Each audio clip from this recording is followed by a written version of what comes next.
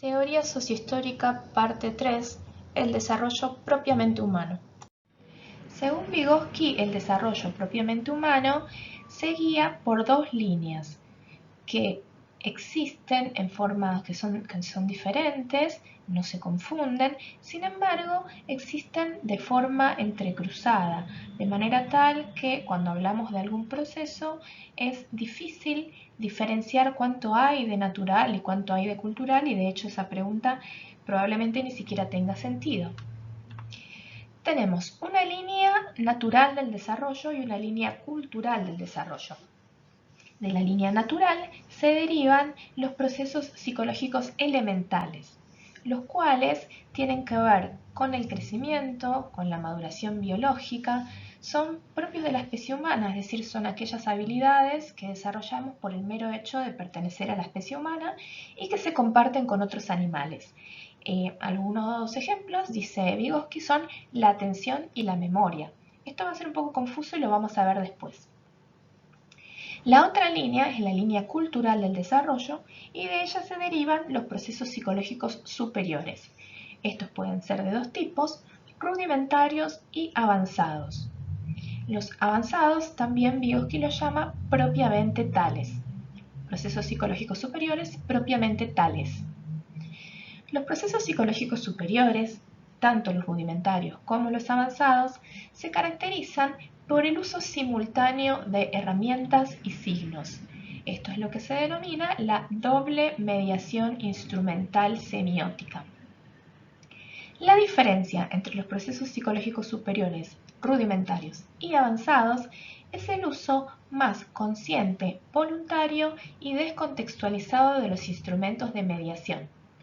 Los ejemplos son, como proceso psicológico superior rudimentario, el habla, y como avanzado, el lenguaje escrito, la lectoescritura.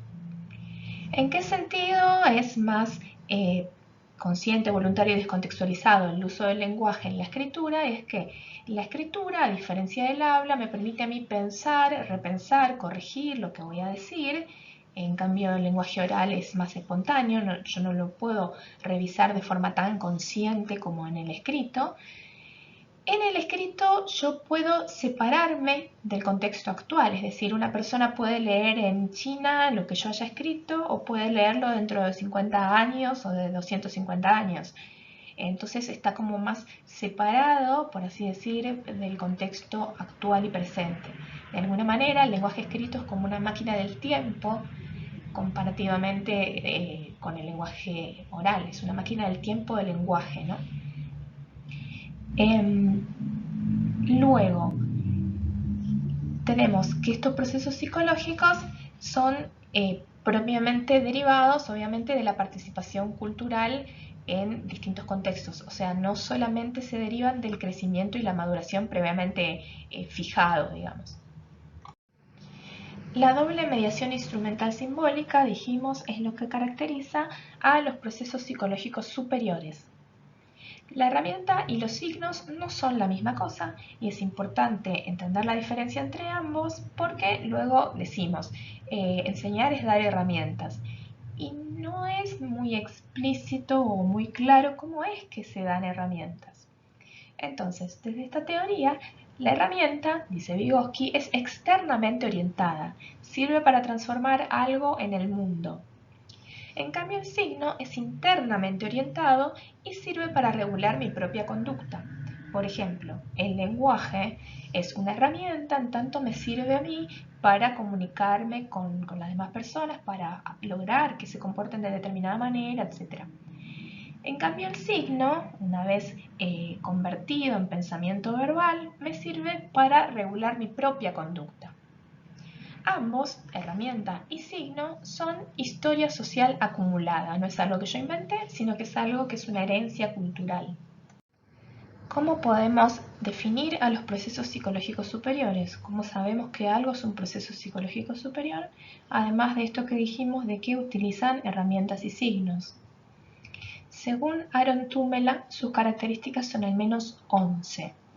Esto quizás ahora no va a quedar tan claro, pero luego de que vayamos avanzando en los desarrollos, les pido por favor que vuelvan y relean esto para ver si les queda más claro. Los procesos psicológicos superiores son sistemas psicológicos, es decir, no son funciones, conocimientos o destrezas aisladas, sino sistemas. 2. Que se desarrollan de procesos naturales. Que se desarrollen a partir de procesos naturales no supone que sean una mera continuación de ellos, sino que suponen un salto en el nivel de organización. Son mediados por símbolos, el pensamiento propiamente humano se organiza por medio de estos símbolos. 4. Son formas de cooperación psicológica que son, 5, internalizadas en el curso del desarrollo. Esto es muy importante de entender. ¿Qué son los procesos psicológicos superiores? Son formas de cooperación psicológica, son formas de intercambio social que son internalizadas en el desarrollo. Luego vamos a ver que la internalización es el mecanismo que explica el desarrollo de los procesos psicológicos superiores y lo que se internalizan son las prácticas sociales, no los contenidos, no conocimientos, etc. 6. Son productos del desarrollo histórico. 7. De la conciencia. ¿Sí? Entonces los procesos psicológicos superiores son productos del desarrollo histórico de la conciencia. Son estos pasos, elementos que constituyen lo que Vygotsky va a estudiar, que es la conciencia. Son voluntarias, es decir, los procesos psicológicos superiores no son unas meras reacciones automáticas, sino que son voluntarios. 9. Son formas activas de adaptación al ambiente. 10. Son cambiantes en el desarrollo, por eso hablamos de desarrollo. Y 11. La ontogenia del desarrollo de cada sujeto recapitula la historia cultural. De alguna manera replica, aunque sin ser una copia, el desarrollo del conocimiento de toda la humanidad. Tenemos una cita de Vygotsky y Luria en la cual hablan justamente de esto, de la relación entre procesos elementales y procesos superiores.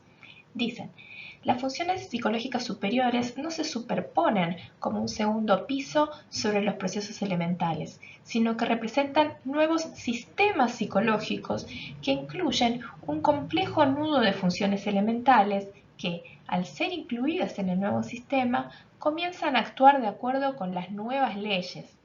Por lo tanto, cada función psicológica superior presenta una unidad de orden superior determinada principalmente por la combinación particular de una serie de funciones más elementales en un todo nuevo. Ahora vamos a ver algunos ejemplos de funciones psicológicas superiores y elementales. Habíamos dicho anteriormente que cuando define las funciones psicológicas elementales, Vygotsky dice atención y memoria. Pero luego, cuando él define las funciones psicológicas superiores, él dice como la atención voluntaria, la memoria lógica y el pensamiento conceptual. Él dice, uno podría decir, pero ¿cómo? Las elementales eran atención y memoria y las superiores son atención y memoria también. Pues bien, como dijimos, no es que se derivan la una de la otra, no se identifican, no son distintos pisos o niveles, sino que son formas distintas de organización de las funciones. Entonces, funciones elementales, atención espontánea. Función superior, la atención voluntaria. La atención espontánea sería aquella que yo presto, por ejemplo, cuando escucho un ruido fuerte, me doy vuelta, o la atención tónica, la capacidad de mantenerme despierta, ¿sí? Que es común a otros animales, que la voy obteniendo por el mero desarrollo, ¿no? Un bebé puede mantenerse despierto en atención tónica una cierta cantidad de tiempo, ya quizás un niño o niña más grande, más tiempo y así. En cambio, la atención voluntaria es aquella que necesitamos, por ejemplo, para prestar atención a lo que estamos leyendo, que estamos escuchando, una película, ¿sí? No es el mismo tipo de atención. Es una atención que yo ya presto voluntariamente, valga la redundancia. Procesos elementales, la memoria mecánica o la memoria concreta. Por ejemplo, los procesos de reconocimiento. Yo ya sé que estuve acá, esta cara yo la reconozco, ¿sí? Qué sé yo, llego a la casa de un amigo o una amiga porque sé cómo es el recorrido, ¿sí? En cambio, un proceso psicológico superior serían, por ejemplo, procesos de memoria lógica. Es decir, yo sé cómo llegar a la casa de un amigo o una amiga porque digo, tengo que caminar 3 cuadras hacia la derecha, luego cuando encuentro tal kiosco doblo a la izquierda y sigo hasta el número 857. O, por ejemplo, cuando digo, bueno, me tengo que aprender los nombres de unos autores. Entonces utilizo una regla mnemotécnica para usar esa regla y recordar más fácilmente, ¿sí? Se entiende como hay un mayor uso voluntario y consciente de los instrumentos de mediación. En el caso de los elementales ni siquiera tenemos instrumentos de mediación. Yo simplemente me acuerdo espontáneamente por un recuerdo visual. Por ejemplo, un recuerdo visual del recorrido. Proceso elemental, el pensamiento figurativo, ¿no? El pensamiento en imágenes, que esto lo tienen los animales, lo tienen los bebés, lo tenemos los adultos también. Y proceso psicológico superior, el pensamiento conceptual, es decir, poder pensar sobre objetos abstractos sin que necesariamente se vinculen con alguna imagen visual. Esas fueron las diferencias entre funciones psicológicas elementales y superiores. Ahora vamos a ver la diferencia entre funciones psicológicas superiores avanzadas o propiamente tales. Él llama a las funciones psicológicas superiores lo indisociable sin distinción. Vamos a ver si después queda claro esto. Funciones rudimentarias, dijimos el lenguaje oral, avanzadas, el lenguaje escrito. Rudimentarias, la memoria mnemotécnica, y avanzadas, la mnemotécnica encarnada o la memoria lógica. La mnemotécnica es la que yo les dije anteriormente, yo me invento un cuentito, por ejemplo, para que incluya ciertas palabras para irlas recordando, para poderlas recordar. La mnemotécnica encarnada ya sería una forma de mnemotécnica, pero sin que yo tenga que pensar en forma consciente, por así decir, o tenga que inventarme explícitamente una regla, sino que yo ya lo hago automáticamente. En este sentido hablamos de memoria lógica. Rudimentarias tenemos el cálculo con los dedos, por ejemplo. El cálculo con los dedos es una función superior porque obviamente utiliza signos y herramientas. Las herramientas en este caso serían los dedos y los signos serían los números. Y las avanzadas serían el cálculo algebraico, ¿no? Nosotros tenemos unos números y tenemos una suerte de cálculos de algoritmos que usamos para hacer cuentas quizá más complejas, para potenciar nuestra capacidad de hacer cuentas. Aprendizaje y desarrollo, una unidad dialéctica. Como ya dijimos, cada teoría, concepción o perspectiva del aprendizaje y la enseñanza tienen una noción implícita o explícita de qué es aprendizaje, qué es desarrollo y cuál sería la relación entre ambos. Vygotsky dice, nosotros reconocemos la unidad, mas no la identidad entre ambos procesos. Es decir, forman una unidad, se relacionan de alguna manera, pero no hay identidad, es decir, no son lo mismo. No es que el desarrollo sea una acumulación de aprendizajes.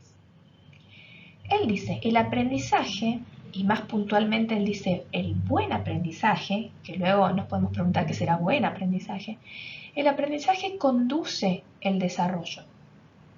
El aprendizaje despierta una serie de procesos evolutivos capaces de operar solo cuando el niño está en interacción con las personas de su entorno y en cooperación con un semejante.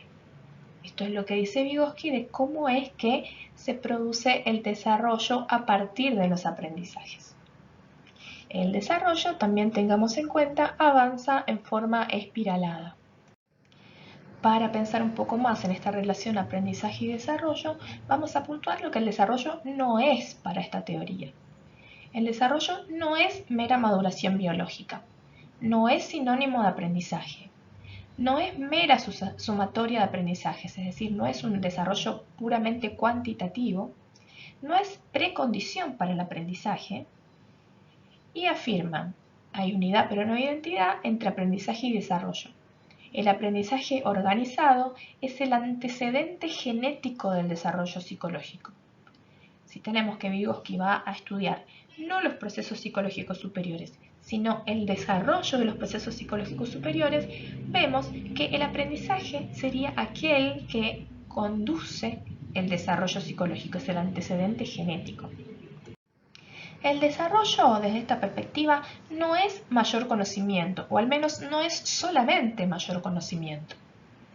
Diciéndolo en palabras más simples, en el hacer con otros y con otras, vamos aprendiendo cosas, vamos desarrollando habilidades y destrezas, construyendo nuestra identidad, comprendiendo el mundo cultural en el que esa actividad tiene sentido, sus normas, valores y formas de ver el mundo.